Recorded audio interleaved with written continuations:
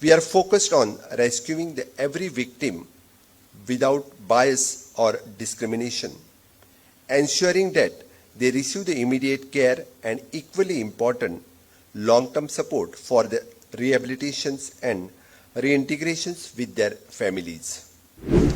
Those willing to rebuild their lives are giving the opportunities for the livelihoods training at WISH, the Economic Rehabilitation Unit of URGE.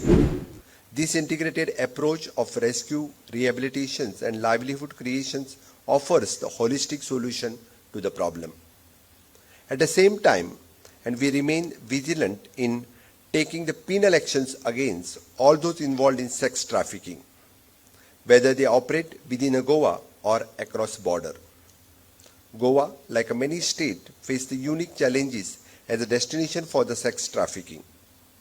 Our federal structures where crime and welfare fall under the state's jurisdiction sometimes make it difficult for us to tackle trafficking effectively when the source lies outside our border. Trafficking is a transitional and interstate issue. It is clear that united efforts is required. These consultations today is a step towards building those vital bridges between the state and also between the nation. We must strengthen the cooperations between the Goa and the source state and countries.